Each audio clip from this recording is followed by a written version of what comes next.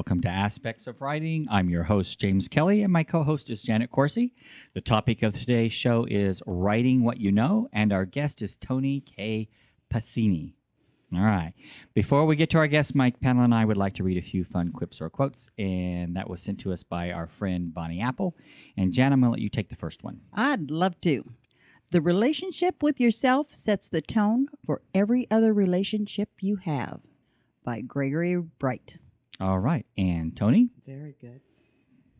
Something was moving. There was a kind of breathing brightness in the air. I put on hope as a naked man welcomes rags in a winter storm. That was Mary Stewart from the Hollow Hills. All right. And my quote is by April Peerless, and it's creative people don't have a mess. They have ideas lying around everywhere. Yeah, that's true. All right. If you're just tuning in, you're listening to Aspects of Writing with me, your host, James Kelly. My co-host is Janet Corsi, and our guest is Toni Pacini. And the topic of the show is Writing What You Know. So Toni, she is a Southern Gothic author, poet, and storyteller. Toni published her memoir, Alabama Blue, in April of 2016. Alabama Blue is available in paperback, ebook, and audiobook, and it's narrated by her. A natural-born storyteller, Toni's stories originated from her surreal childhood, which we'll get into that in a minute. Mm-hmm. Toni's work has been published in 2 anthologies, in magazines, and several college periodicals. Miss Pacini returned to college at age 60. I think we shared before we went on the show, my mother did the same thing. Yes. She is currently working on her second memoir, Senior Cinderella, about falling in love after 50. And Toni is also working on a Southern Gothic suspense thriller novel, Crypt Sin. Okay. Crypt Sin is the story of a Mill Village girl's triumphant, but I can't even say it, journey from an outcast, crippled newspaper delivery girl in Beaufort, Alabama. Something tells me this is about you. To an award-winning novelist and editor-in-chief of her local paper. Her most recent publication is a work of fiction about death with dignity, One More Tomorrow. One More Tomorrow was written from Gertie, or it's about Gertie, or from her perspective. It's written from the dog's perspective. The family dog. Toni is the founder and president of Sin City Writers Group in Las Vegas, conference coordinator of the Las Vegas Writers Conference, a member and ex-treasurer of the Henderson Writers Group, and a member of the College of Southern Nevada Creative Writing Club. That's absolutely fantastic. Yeah, you're really into writing. Yes. I might say it's my life.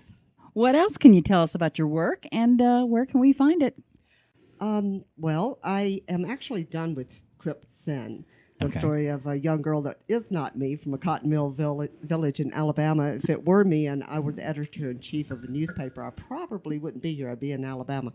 But after I wrote my first memoir, Alabama Blue, which is available in paperback, ebook, and audiobook on Amazon and other places like Goodread, after I wrote that, I was going to go directly into my second memoir, Senior Cinderella, because I found the relationship at 50 years old. We just celebrated 15 years together. Marvelous. Yeah. And I'm looking forward to writing that. I have started it. I've got a lot of notes on it. But I had to get away from memoir for a while. So Crypt Sin is fiction. I wanted to be able to, kill off the people that bothered me. Oh, I like that. I love fiction. Uh-huh. Oh, me too. Me Get too. by with all kinds of stuff. Absolutely. So I'm taking Crypt Sin with me to the Las Vegas Writers Conference, which is next month, May 2, 3, 4.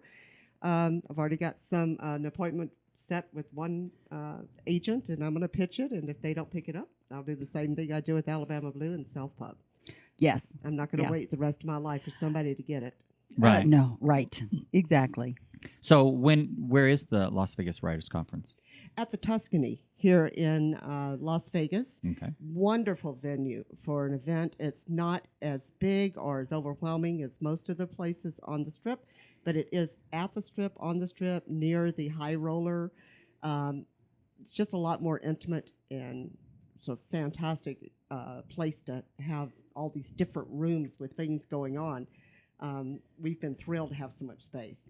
Well, and if anyone's interested in attending the Writers' Conference, they can go to where on the internet to learn more about the Writers' Conference? Well, the easiest thing to look for is if you're looking to go to a writers' conference and you're looking in Las Vegas, just remember Las Vegas Writers' Conference. Okay.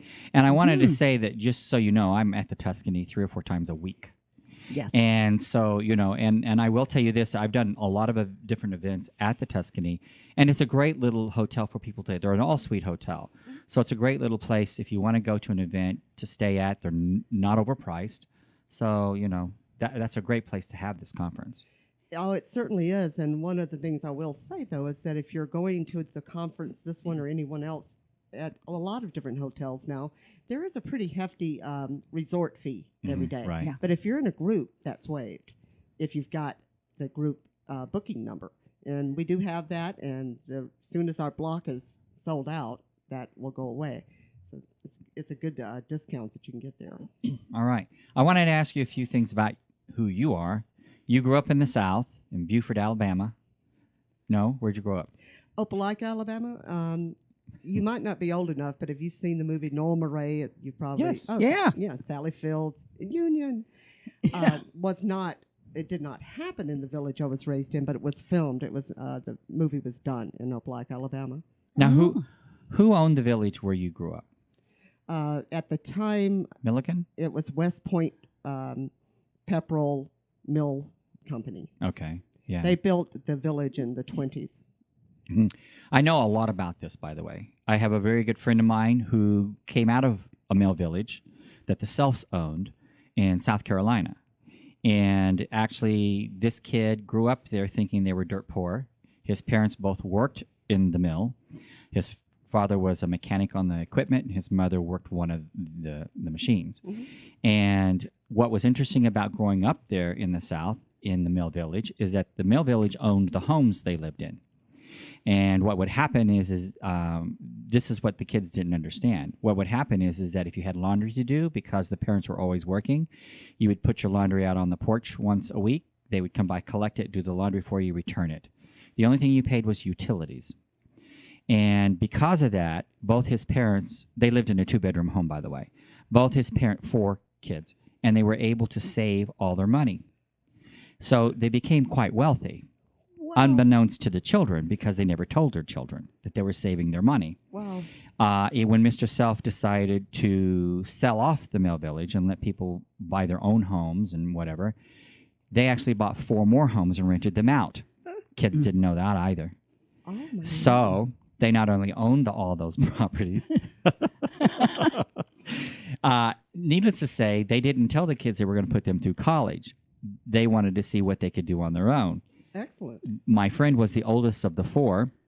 He decided he wasn't a great student. He was like a D&C student. And he decided, he couldn't get into the colleges that he wanted. Right. But he decided, I am not going to go to work in the mill, because that was the thing. If you didn't go to college, then you had to go to work in the mill. So he put himself through school, through college, and became a 4-point student, all the way through 2 masters and a PhD. Wow, that's amazing. Did he And write a book yet? He should. He has not. But I wanted to tell that story because so many people think I can't do something, including write. And here's a kid who was a DNC student who decided, I'm not going to live this lifestyle as a linthead, and went out there and put himself through college and got 2 masters and a PhD. So anything is possible. And you can start any time. At any time. Absolutely. And you got your degree at 60. Was it your first degree or? It is my first degree. I have not gotten it yet, and I'm turning 65. I've got like 4 classes left. I've been taking too much time off the last 2 years with the Writers' Conference. Okay. But this is the last conference I'm going to work for a while and take the next couple of semesters and finish my, And what will your degree be in? of course, creative writing. Okay. My mother went back to school at age 60. She had more or less retired, but she felt like when she started out in the medical field, she didn't need a degree to do what she was doing, which was physical therapy. And then as time went on, you had to have a 2-year degree, and then I think eventually a 4-year. So she always felt guilty that she was a therapist and she trained other people, but yet she never had her degree. So I got tired of hearing it. And I said, just go back and get your degree, and then you can't feel guilty anymore. So she did. I completely understand how she feels. Your friend's story, I was a D and F student. didn't go to school most of the time. My mother had a slight drinking problem, rather large one, really, 7 marriages, and never did get out of the mill village. But I pretty much only went to school to keep the truant officer from coming to our house and bothering my mother. That having been said, I quit at 15. So going back to school, I hadn't been to school in 40-something years, and I had never done well. So I took a creative writing class. Fortunately, I had this professor who's even mentioned in my book, Yelena Bailey Kirby at the College of Southern Nevada, who is the most enthusiastic person I've ever met about writing. And she just got me hooked. I didn't start to get my degree, but I couldn't stop. She got me addicted to learning. And my first semester, she would say, "Wow, that is a great metaphor or simile," and I'd go, "What's that?" What is it? Yeah. I had no idea. I'd been writing. I'd been published. Right. But I felt like your mom. I never was really a writer because everybody else that was a writer, they had these degrees or this history, and I felt that I had to have that. Now that I have it, I don't feel I need to have it. Right. I get it now. You reached that point. Mm-hmm. Yeah. And I went to college. I went 3 different times, and I really didn't realize what had been handed to me. I had a 2-year scholarship, completely paid, everything, room, board, everything. I won the largest scholarship in the state of Oklahoma, and yet I gave it up after 1 year, thinking I don't need college. And then I went back a couple more times, and there were various reasons why I never continued and finished and got my degree. I don't feel lost that I didn't get my degree because a lot of people say, "Oh, I wish I had done that." But I encourage everyone, if you have a chance to go to school, don't do what I did. Don't say I don't need that or drop out. I gave back 1 year, by the way, full scholarship. Wow. And I don't think that, that's a smart move. However, I'm not doing bad. Yeah. But you do need school. And I think no matter what you want to do in life, it behooves you to go ahead and get that degree. Of course, the biggest accomplishment, the main thing that it's brought to my life that I did not have, and it's a lot of knowledge, a lot of experience that I've grown as a writer and as a person, as a woman, because of the education. But the most important thing is self-worth. Right. Yeah, Yes. It validates me. Well, nowadays, a lot of jobs as well. We live in a city that's all casinos for the most part. In the casino industry, to move up in management, now they're requiring a 2-year degree. So, most positions today, you really need some college background in order to move up. You can get a job without it, but then moving up is the key thing here. Mm-hmm. So anyway, I applaud you for going back. Thank you. Same here. Yeah. Same here. The other thing I want to talk to you about was growing up. Now where my friend grew up, they called them lint heads. Because it was mill, and in the mill, the lint's flying all around, and you come home, you got it all over you. So what was your experience growing up in the mill village? My experience when I was very young, I was born in 1954. So by even the time I was 5, 6, 7 years old, they had started doing a lot of cleanup in the villages. I remember vaguely the trees being white. So much lint and stuff was in the air, and that's why so many people were dying of brown lung. My grandfather did too, because they had no ventilation in the mills. But there was a lot of awareness coming about. The Norma Ray hadn't been made yet, but there were people going into the mills in the South and bringing these things up. So later, my experience wasn't Lint Head or the Lint Village, but it was white trash. We were white trash. Mm-hmm. It wasn't the lowest place you could be. You had to be out in the boondocks in one single wide trailer or something for that title. Mm-hmm. But as people that had been born and raised in the village, we were considered white trash. I look back on it now, and just like your friend, there was everything that there is everywhere. There were successful people, there were intelligent people, there were trashy people, but that is every place. But what's interesting is what we just said, what we just talked about, is that maybe they were viewed the same way, that they were white trash, but in reality, his parents probably had more than most of the people in the upscale neighborhoods. Mm-hmm. I mean, they literally had cash in the bank, Yeah. and a lot of cash in the bank. I'm talking about close to $1 million, and own property. So they may appear to have been poor, but the reality of it is they were probably far from it compared to most people. that's why I don't like to judge people. I really hate it when I hear someone put someone down or judge someone for what they're doing. I worked in the hotels when I was younger. I was actually a boss at 24 in one of the hotels, and I had a lady who worked for me who was close to retirement. And it's just assumed that if you worked as a cashier in a hotel, you needed the money and that you were poor. And the reality is she was a multimillionaire. Wow. Yeah. She just wanted something to do. That's fabulous. So we need to be careful about judging people. And plus, there's nothing wrong with a job, whatever job you have anyway. But I really don't like it when someone puts someone down based on where they live or what they think their upbringing is about.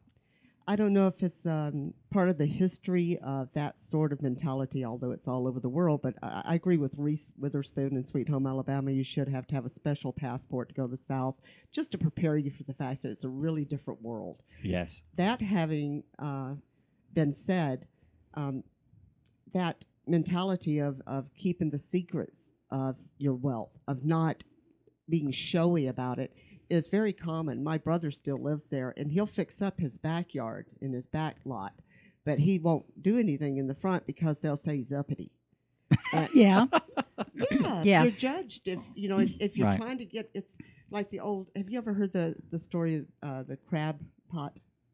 No. In a crab pot, the way they're designed is the crabs get in to get the food. They can actually crawl back out of these nets, but as long as there's at least two in there, they usually don't make it because one crab will pull the other one back down. Oh. Yeah, Ah. so there's not a good joke, but there is a joke Yeah, about yeah, that. yeah. That is the mentality that you're getting uppity, and there's almost a You forget where you come from. oh Yeah. that's the term right there. Yes. Yeah. And I think that's the problem with a lot of people today. Unfortunately, a lot of people we deal with today. Mhm. I try to maintain a low profile. I don't believe in doing that. So hopefully I never get to that point. But anyway, I just wanted to talk about it because I thought that was fun. And especially knowing the person I know that came from really what he thought was nothing. And because of that, forced him to go out there and change his life. And by the way, all three of his siblings did the same thing. One became an attorney. One ended up running the mill that his parents worked in. Oh, that's amazing. Yeah, Wow. yeah. And then his sister married someone who was second in line at Milliken, which was all your Visa products, Visa Slacks, Visa. And then they made a lot of the carpet for the hotels here in Las Vegas that company sold to. So they all achieved and did quite well. And I just think it's interesting that maybe if his parents had shared everything when they were growing up, would they have done the same thing? Or would they be like kids today and expected? Yeah, like, Yeah. you need to pay for my college. You need to give me a car. I was going to keep my sweet mouth shut, which isn't common for me. But Please don't. I thought when you were telling the story, these parents were fabulous. I think what they No. did was fantastic as far as giving their children an opportunity to become who they were without this influence. And you don't have to be somebody. You're so-and-so's kid, and you've got everything anyway. You don't have to develop and become an individual that can achieve. But I would assume that once they did know what their parents had achieved without even talking about it, it at least had to tell them you can do whatever you want to do. You just have to get out and do it. It kind of had a dual effect. For one thing, because they lived in a 2-room home, it kept the kids close. The family is a very close-knit family because of that. Now, the mother died. She literally died on my birthday. Oh. But the family really became a close-knit family. And I think there was a little bit of, I don't know if I'd say anger, but wonder as to why they never told them what they had and why they stayed. Now, as they're older, they probably realized it was probably the best thing that ever happened to them. Because like you said, it created their own individualism. It made them do what they wanted to do. And I think sometimes we forget if a parent's out there and they give their child everything, what is this child going to learn? When are they going to learn that I need to be me, who I am? I'm not saying that not every child can do that, because a lot of kids who come from a wealthy background do the opposite. They don't want to be showy. They don't want that title given to them that was given to their parents or passed on from their parents. So, but I mean, it just is interesting how you can come from something that's nothing and become whatever you want. An author, Right. Who would have thought? Yeah. So, anyway, I like to always talk about that. You and kind I are pretty much in the same boat. I quit high school too, many years before I should have. Yeah. Yeah, but I had a plan. Mhm. It did not ever include writing. Oh. But, you know, child of the 60s, we had a plan. Absolutely, we did. Well, if you're just tuning in, you're listening to Aspects of Writing with me, your host, James Kelly. My panelist is on the show with us today is Toni Pacini, and then Janet Corsi is our co-host for today's show. And we're talking about writing what you know, and that's why we're talking about all this, because that's what you've done. You basically, your first book was about what you know. Alabama Blue. Alabama Blue was actually, I started it probably as young as 20, 25, and I didn't publish it until I was 62, so it took me some time. But the reason it took so much time is I didn't write a book, I wrote stories, and I told stories. And after many years of finally finally putting myself in a position where I was around authors and going to writers groups and critique groups, people started telling me you should pull these stories together into a memoir. And I was sure I couldn't do it. There's that obstacle one throws up in front of oneself. Right, we Yes. talk ourselves out of things. Right. I started doing it, and I had to redo it, just like anybody that writes a book. There's many rewrites. But eventually I found myself looking at it going, this is working. I was more impressed than anybody. Have you ever done that, where you look at your work and you go, wow? I've done it a lot. I'll write a book, and I'll read it, and I'm thinking, I can't believe I wrote that. Like, Yeah. did I really write that? Yeah. It taps you into a part of yourself that I think is the most powerful part of yourself. But sometimes it's so hard for you to recognize that really is who you are. Yeah. And maybe that's what you get when nobody... I'm writing a short story, another one that's been in the works for a while, called Bowl, and it's about a girl that her parents and grandmother and all decided, the women in her life, not to name her when she was born, to let her become who she was, and then name her according to who she was and what she did. Personality, yeah. But they were never pleased with what she did and became, so they never named her. She stayed Bowl. But the theory is that when they name you, when they label you, when they tell you, wow, you'll be a great dancer or whatever, and put that in your head, then they're filling your bowl. And by the time you're old enough to make decisions, sometimes there's no room left in the bowl for what you want. And so the story is really a reflection of what I sometimes see. Young people today, they're told who they are and what they should be and how they should do it and how they should act. There's no originality left because they feel as if they've got to do it the way that the family did or that Paris Hilton did, or there's so many examples out there that they feel there's nothing unique or original. But when us writers, I love having that experience where I look at the page and I go, wow, I did that? I wrote that? And I think that has a lot to do with what you were talking about when going back to school. When I dropped out of college, I dropped out because I was going to get a degree in education. I was going to be a teacher. And once I got to college, I realized that's not what I wanted to be, even though that's what I've been prepped to be for 4 years prior to going to college. And my scholarships were based on, education. And so I thought, I'm just going to give up on this. I'm just not going to do it. And then after a while, I'm thinking, well, what do I want to do? And I never did figure it out until later on in life, and I realized, I want to write. I want to be a writer. So, that's why I think sometimes parents need to step out of the picture, let the child think, what is best for me?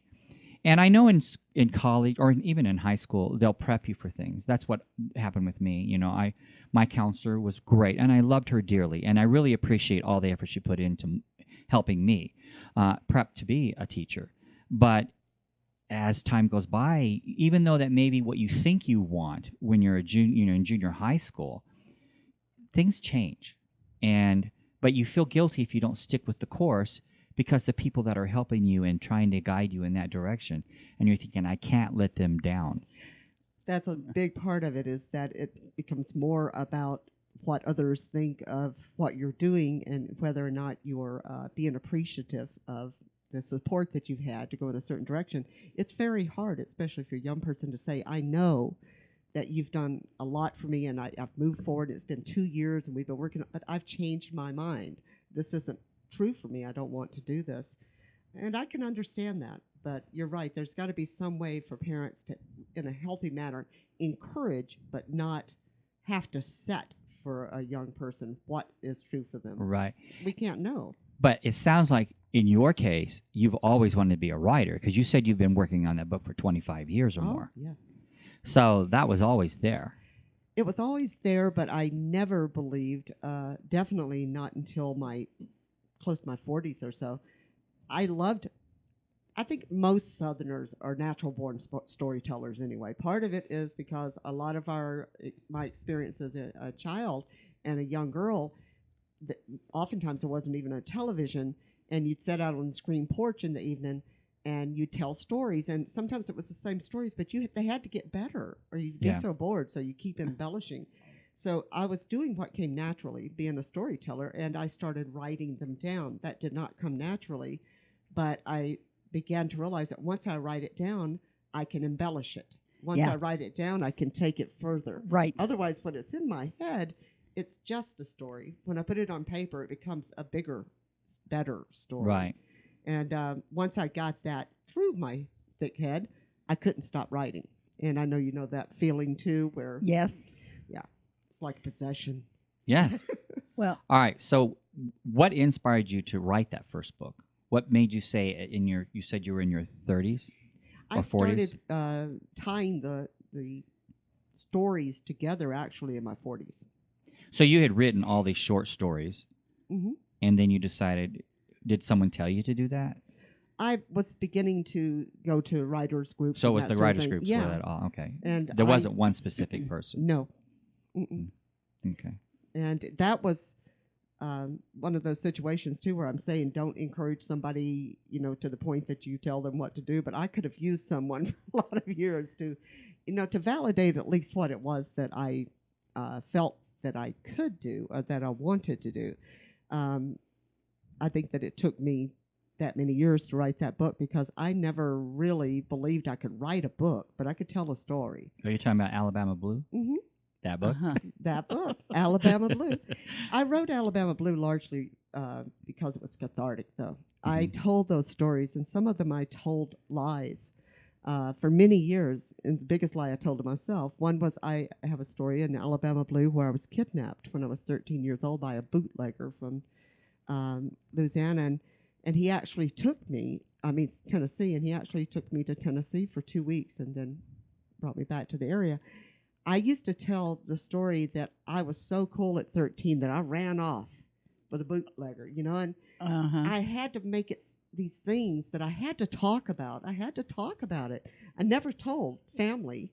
I didn't feel like I could. There was already so much that had happened in our lives that it almost wasn't even that important compared to everything else. But you were really kidnapped. I really was. And so I rewrote the stories in my head so I could live with them and made them into things where people go, oh my God, you're so brave, you're so cool.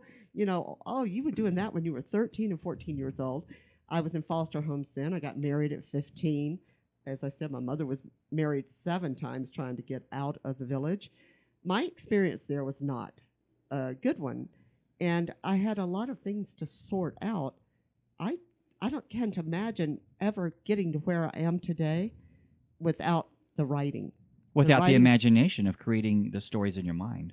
And then later, as I got older and became braver and became a better writer, I didn't have to rewrite them. I could tell the story that actually happened, and that's what Alabama Blue, my memoir, is more than anything to me. I had a lot of shame that I brought through my life. Most of it didn't belong to me. Somebody else put it in my bowl a long time ago of mama's shame and grandpa's shame. Once I wrote the book, I feel like somebody can come to me and say, I know that you were the town drunk's daughter, or I know that you had a child and gave him up for adoption, and et cetera. Mm-hmm. And I can say, so what? It's in a book. Everybody knows it. Yeah. Right. I've let go of it. The moment it was published and got out there, it's out of my hands. It's out of my core. How did your family feel about you writing this book? I almost said, fortunately, most of them are dead, but I don't. But I don't really mean it that way. Yeah, you do. To some degree, yes, I do, because the world that I wanted to live in and the world they live in were so different that I don't know if I could have evolved to where I am without that. There was only one that I'm really close to, my brother David in Alabama, and he had the same experience as another friend of mine here in Las Vegas that wrote his memoir. that when I told my brother and a sister that I was doing this, and I even shared stories with them, etc., they were like, "Oh, wow, you're so cool," and send me another story. But once it was published, they're like, "You're demeaning Mom. You're putting down our family. We are not white trash." And I said, "I never said that we are white trash. Right, you just I said wrote we the were stories. considered Right. white trash." Right. So it doesn't seem like it matters even if you have their support. Something about once it's physically on paper, but you got to do what's true for you. Yes. My book was almost 400 pages. Wow. And it came out at like 270, because I wrote a lot of stuff about that sister that I felt drove me crazy, or about what happened to my mother and what happened to this and that. And as I was putting those stories together, I realized I'm telling my story, not theirs. Yeah. I left it up to them to tell their story. I'm glad I cut a lot of that out. A lot of the background that I give about a lot of people seems minuscule, but it was the kindest thing I could do. Just leave the rest of it out of there. The story is mine, and it can't help but be my mother's to some degree, but I didn't have to make it grandma's and grandpa's and Right. down the line. Yeah. We have someone who's co-host on a couple other shows that I have, Joyce K. Gatchenberger. She went through the same experience in that when she wrote her first novel, it was Lines of Listening. Lines of Listening was the first book. And with that one, she told the truth, and she had told the family she was writing this. But I think sometimes when you tell family you're doing something, they're thinking, "Oh, well, she's never written a book before. She's not going to do this. It won't get published." Or she won't tell the real tale. Or she won't tell the real story. Yeah. And she did. And it divided the family. Wow. And she still has family who won't speak to her. So, it is interesting how you do have to tell the story, and you tell the story from your perspective. Sometimes it doesn't mean it's exact, doesn't mean that it happened exactly that way, but that's what you recall, and that's what you remember, and that's what it's about. It's your experience, not someone else's. I expressed that to family, and I was on a Facebook page at the time when I finally published. My brother told me about it, called Pepperell Mill Village Kids, which is where we were raised. And I had gotten on the site. I had chosen to join the Facebook site because they had a lot of history. They were showing a lot of old pictures and stuff, and I didn't have hardly any pictures or anything. So they really were helping me with a lot of the memories of what it was about. But once a book was published, they were not happy with. As a matter of fact, they kicked me off of Facebook. But I tried to tell them, I'm not telling your story.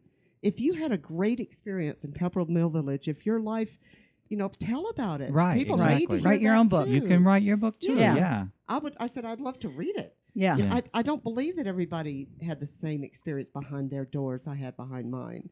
I know better than that. I don't know if you've heard of a author named Claudia Black. No. She was a child of alcoholics, but she's a psychologist and author. She's tons of books out there. But I remember seeing her 25, 30 years ago at a workshop, and she was talking about, and I'll make it very brief, but her parents owned the bar next door. She's 14, 15, had a little boy come over watch TV with her and her siblings, in the afternoon, and a drunk man busted into their door, hey, and stormed into the bathroom and screamed, "Where's the deodorant?" and came out with profanities and went back out the door and left. And her siblings are still watching TV. And the visiting boy is like, oh my God, call the police. And she's, why? This happens a lot. Yeah. She learned what I learned very young too. Don't take anybody home. But my experience and their experience. Right. It was Light traumatic years to the different. one child. To the others, it was like, okay, what's the big deal? Yeah, Yeah. that's just old Joe from the bar or whatever. Yeah. Somebody must have told him he stank. And so he, Yeah. I completely understood that when I heard it. It was like a epiphany. Wow, that has happened to other people, but I see now that I made my world very small because of shame. I didn't know what was going to be behind the door when I came home, so I brought nobody home with me, and I invited no one over. So my world stayed very small, and it's easy to convince yourself this is life. This is the way it is. We had an author friend on, Paul Atreides, who we did a different show. Oh, I know Paul well. Yeah, and we on this other show we talked more in depth about the backgrounds, and it's amazing how I don't harbor anything from my past. He doesn't harbor anything from his past. I know Joyce lives her life the same way. Jan, you're different. Yeah, I come She up lived a with, very normal life, yeah. Oh, a you're spoiled normal? life. I got to get to know you. I've never met a normal. Well, My there's no parents such were thing as rich, a but kid. they didn't bother to tell us kids either. But we all lived our own lives, and it just worked out.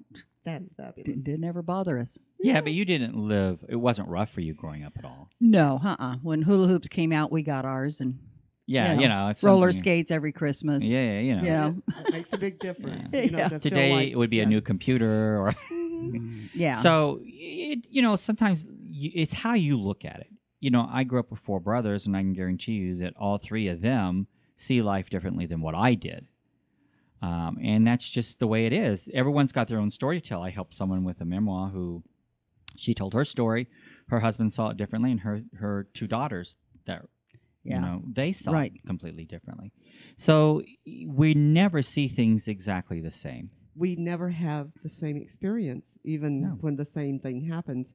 I remember hearing that kind of compared to sitting in a room with an oversized beach ball, so that on your side you only see blue, and on my side I see yellow, and she sees green. Mhm.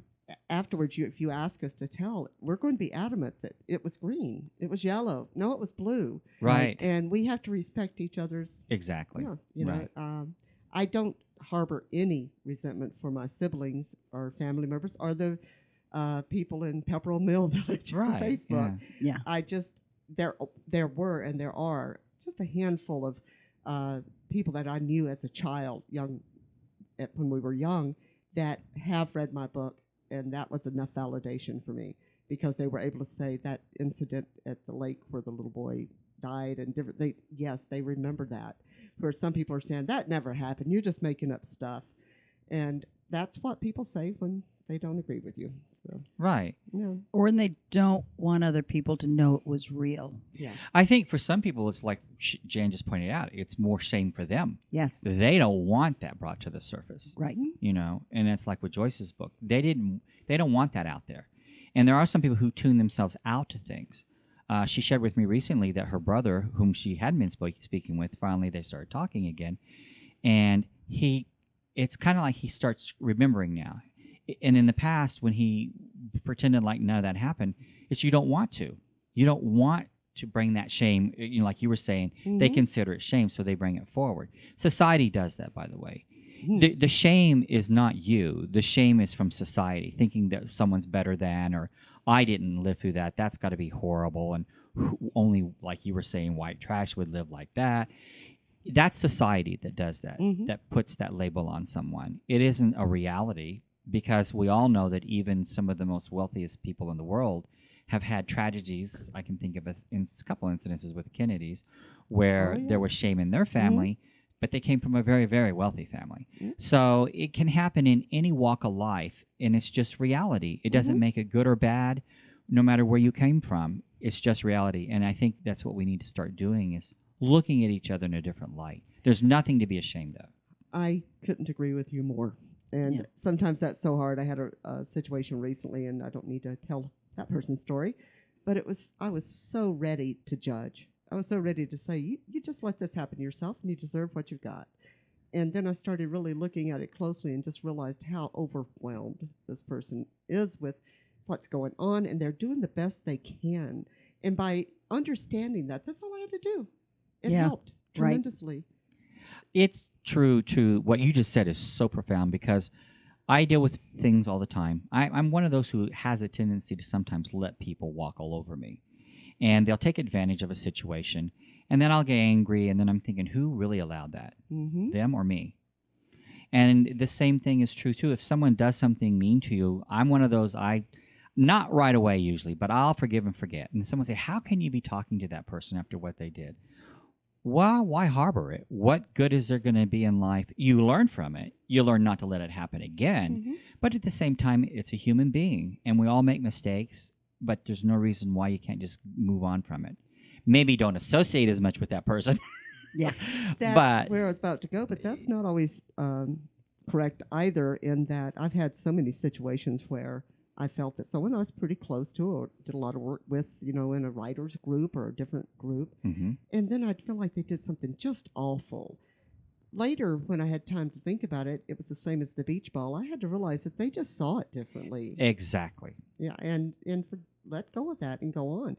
Life's too short, and you don't have that many people that put up with you. So it's Right. best that you find a way to understand and get on with your life. And it doesn't do you any good if you don't. No, And like I said, I'm not one of those who pretend like I don't get angry or I don't, hold a grudge for a little while. But then I realized later on, you can't do that. If you're going to make it through this life, you've got to learn to look back and say, okay, I learned my lesson, move forward. Mhm. Maybe you have to associate with that person in the future. And, it's certainly with what I do that well, happens. there are, of course, a handful of people that. One is a sibling, my sister, my only whole sister. I've got halves. I talk about it in the book, in Alabama Blue, about having halves, wholes, steps, Yeah. foster, and And maybes. and temporaries. Yeah. Yeah. But my only full-blooded sister, same father, same mother, she went ballistic with Alabama Blue, that I was completely lying about everything. I couldn't believe what she was saying. My only validation there is that my father remarried 35 years ago. And so I know my stepmother, my step siblings very well.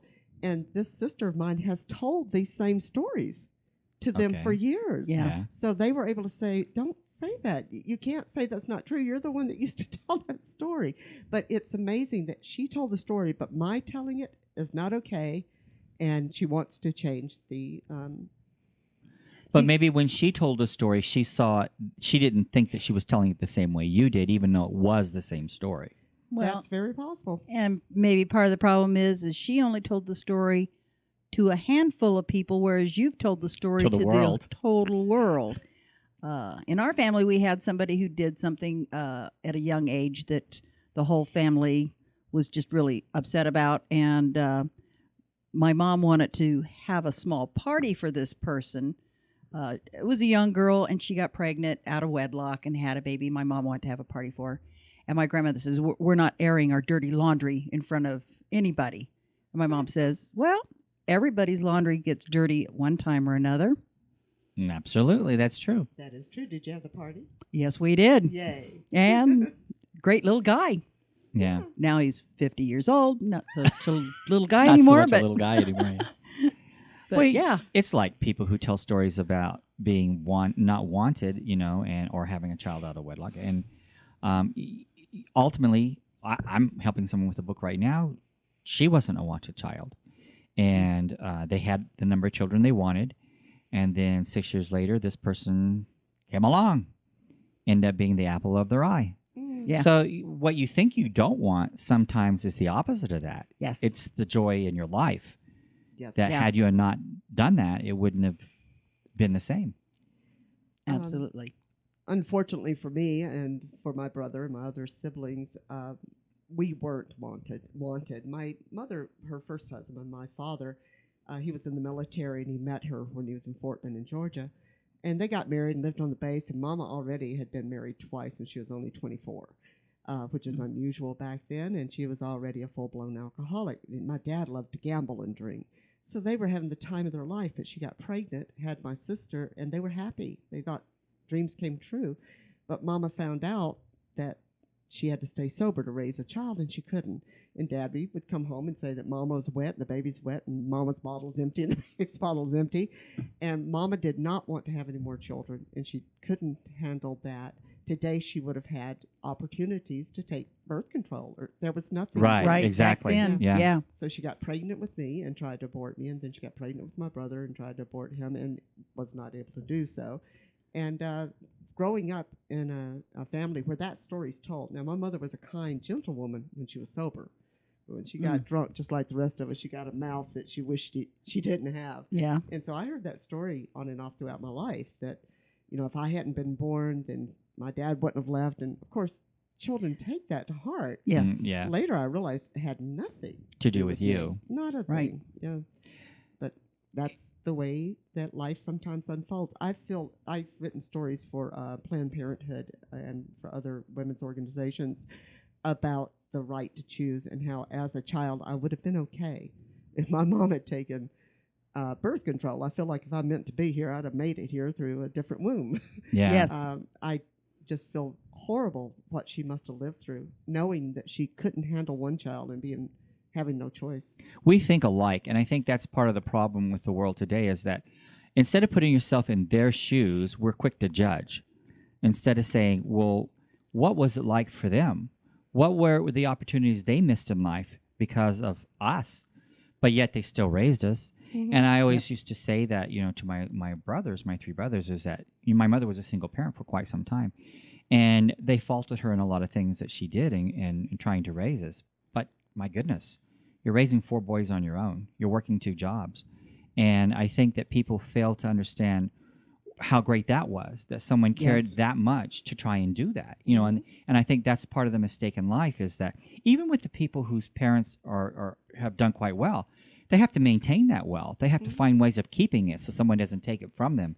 Nothing in life is easy. And there's often resentment from their children and wives or husband that they're not getting the attention that they deserve, that the person did not put in the time they should have with the family or whatnot, or didn't go to the events because that person was trying to do what they thought was right for the family and make sure that the needs were met. It's real easy to judge that individual with, why didn't you come to my events? Why weren't you showing up? But you have to remember too that you had a lovely home and hot water and a lot of amenities that made your life Easier, more better. Successful. Yes. Yeah. Happier. One succeeds a lot easier when they've got the basics covered. Exactly. Yeah. Can I ask, were you where you still are you the youngest or the oldest? Or? I was originally the middle child. I had a brother that died at 8, so I became next to the oldest. My life partner, Walter, we've been together 15 years in January. He's fantastic. He was the oldest of 4 and a single mom that had to work. And unfortunately, he was parentified, and his brothers hated him. Well, that happened to me because I have a brother who is considered slow. So I really became the older brother, and I basically took care of everyone. I protected them. I mean, I went to battle for them. I remember my older brother, I would go to battle for him with teachers. Wow. Oh, my. And that was at an early age even. Well, Walt found out at an early age that if they got in trouble, he would get in trouble for their getting in trouble. Because he was the oldest one. Yeah. So he really became a bully, is what it sounds like to me. Yeah. But that as a child, that's all he knew. And a boy, as he'd just tell him, you do that, I'll kick your butt. Well, I was very strict because 2 of my brothers were younger, and we had chores to do because, like I said, my mother worked 2 jobs. So I was very strict, making sure that everyone did their job, and they used to resent me like you wouldn't believe. And then it's so funny when I go home to visit now, they've all had children of their own. And my one brother, who was the orneriest of everyone, he says to me, I understand now. Yep. Having 3 boys of his own. As we grow, we sure get the message. Norma Ray, that movie that was filmed in the Cotton Mill Village, I love to watch that periodically. Yeah. Although it wasn't my story, it's a good depiction of the bigotry and the poverty, the illiteracy. All of those things combined create a world that if you have not lived in that world, you cannot comprehend what it's like. But watching that movie, I'll sit there and go, yes, oh my goodness, yes. I lived in the South for 12 years. I lived in Atlanta, Georgia for 12 years. Yeah. And then my friend's family, part of them lived in LaGrange, Georgia. And then I have an Greenwood. aunt from LaGrange. Huh? I have an aunt that lives in LaGrange. So you know all about LaGrange then. And then they had family in Greenwood, South Carolina, and Spartanburg, both small communities. Mill Village? Yes. Yes, I remember. I would say probably all, if not 95% of the mills in the South are closed. Yeah. They've been bought out largely by, what's the guy's name? He lives in New York. He's one of the richest men in the world. Icon. Oh, yeah? Yeah, he's bought them all over the country. I don't know what he plans to do with them someday, but he owns many of them. When I found that out, and you drive across the South now, and it's like every community, there's these huge factories and stuff that are closed out. Well, then that basically destroys the community because that was the lifeblood of a lot of those towns. Now and now there's on the edge of town there's a Walmart that's been closed out, and then in the middle of town is the new Super Walmart, and that's the hub of the entire everything. world. Right. Yeah, it's amazing. I really suggest people take a road trip if they go to the South, because you need time to really look at and stand back and from today's perspective, look at the situation and understand how it has changed, but in some ways not at all. It's really interesting. When I lived there, I had a good friend of mine who actually endorsed my first novel. He was a arranger for Al Jarreau and Luther Vandross and Kenny Rogers. He did a lot of music arranging, but he was also a fireman. You said an arranger. I thought you said a ranger. No, not a ranger. He arranged music. Although he would set some of that music on fire. But anyway, he worked in the studios. But he also was a fireman. He had worked so many years as a fireman, he was close to retirement as far as getting his retirement. So he thought, I'm going to keep doing this and just do this on my days off, which he did. And anyway, what was interesting is he was black. And the reason I bring that up is because we sometimes volunteered to do things for people. And there was this older gentleman out in the country outside of Atlanta, quite a ways out, needed his roof repaired. So we were going to go out there one weekend and do some work for him. And he said, well, we have to make sure and get up early in the morning when the sun comes up and leave and make sure we get back before dark. Now, Atlanta is a very progressive city, very metropolitan city. And so I thought, I don't know what he's talking about. And I hadn't lived in the South that long. And then he says, you've heard these stories about, don't let the sun set on your back. He goes, that's true. And I still thought he was joking. And I kid you not. One of the little towns we went through, there was a little fence thing set up, a fence post. And there was a sign on there that said, blank, do not let the sun go down on you. Yeah. And I thought, I cannot believe that this is real, that this is still in the South. Yeah. It's so prevalent still that I know it is, but every time I go back there, I'm still so shocked. I'm just awed that with the world having moved forward as it has, I mean, we have evolved that. Well, a good example of that is I went back and stayed with my brother on the property 16 years ago, for a few months. And he had a good friend that lived up the road he had told me about that he had a big tractor or whatever, and he had helped David with stuff, and David had helped him with his computer and stuff. Well, one day the guy comes by, and he introduces me, and I say, come on in. It was hot. So South's hot. Come in and have a beer. And he and David came in. We had a couple of beers and had a great time. He left. My brother said, that's so funny. He said, I don't think I'm prejudiced. And he really doesn't think he is, and he tries not to be. He's a good guy. But he said, he said, I know that man now for at least 10 years, and we've did so much together, but we always stand in the front yard and talk, because you don't go into a black man's house, and a black man don't go into a white man's house. Right. And they never even realized that's how they were interacting. Didn't even think about it. It's just natural that you just, he would go down, he'd see him out in his yard, and he'd stop, talk to him, and they'd sit out in the yard under the tree or something, or he'd come to see David, and they'd sit out front, but you never went in. Yeah. Living in the South was an eye-opener for me in many ways. First of all, I had no idea the type city Atlanta was. I moved there because of someone else, and I'm thinking, what am I getting myself into? I thought from all the things you see on TV, it was all backwards. And Atlanta wasn't like that at all. Not at all. It's a wonderful city. I loved it, other than the traffic. But then when you left Atlanta and went to the outskirts, which no matter where you went, if you drove, you had to go, it was a different world. It was truly different. It was. And I never will forget my friends who lived in LaGrange and how literally still to this, I don't know about today, but we're talking 20 years ago, they had a school for the blacks and a school for the whites. Yeah. And the owner of the mill built those. And I remember a young lady who went into the library, a black girl went into the library for the white school, and that was an ordeal. Like people were just up in arms about it. And I'm thinking, what? This is crazy. What is the big deal? It's just a library. Yeah. You know, it was really hard for me to comprehend that still was going on. And even if you're insane enough to think that this human being can somehow contaminate your world, he or she is not getting in your swimming pool. She's not eating off your dish. She's reading a book.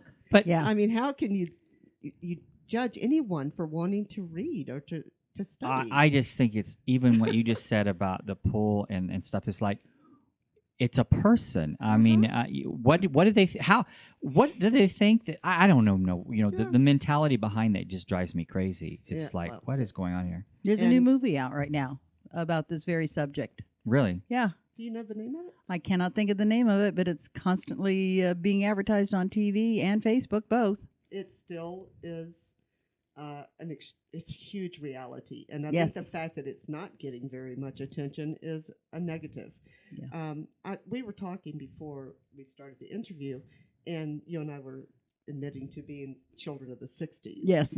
And in the 60s, one of the things that I did that I thought was the most fun I'd ever had is I had these friends, and we would go out into the fields and look for arrowheads and that sort of thing. Yeah. And this couple that lived out in the farmhouse, they had tons of really neat artifacts and stuff that they collected.